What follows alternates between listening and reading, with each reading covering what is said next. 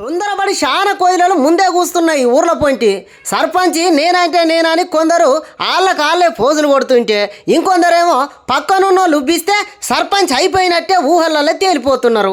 రిజర్వేషన్లు ఇంకా ఖరారే కాలేదు. ఇద్దరికంటే ఎక్కువ పిల్లలు ఉన్న వాళ్ళకు ఈసారి ఛాన్స్ ఉన్నదా అనేది ఇంకా తేలనే లేదు.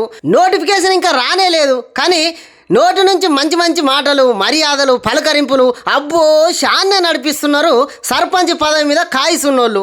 ఇన్ని రోజులు లంగ పనులు చేసి ఇప్పుడు సర్పంచ్ కావాలనుకున్న వాళ్ళు సొక్కపూసలు అయిపోతున్నారు, నీతిమంతులు అయిపోతున్నారు. పచ్చగడ్డేస్తే బగ్గున మన్నేంత పగలున్నా మంచిగున్నావా అనే నరసన్న, పిల్లలు మంచిగా చదువుతున్నారా, బాయికాడ పంటలు మంచిగున్నాయా అని మంచి షేడు అరుచుకొని మచ్చిక చేసుకుంటున్నారు. ఇన్ని రోజులు మనిషికున్న ఇలువ కంటే ఇప్పుడు వాళ్ళకున్న ఓటుకే ఎక్కువ ఇలువ కదా.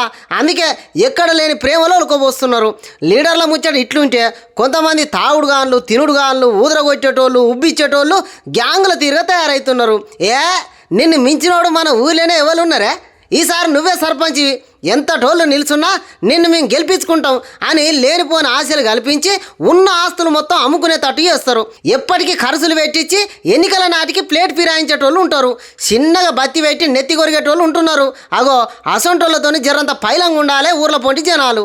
ఇట్లా దేశంలో రాష్ట్రంలో నడవనన్ని రాజకీయాలన్నీ ఇప్పుడు గ్రామాలలోనే నడుస్తున్నాయి. కోడి కూరలు, మసాలా మటన్లు, మందు దావతులతో నిత్యం పండుగ అవుతున్నది పల్లెలల్లా.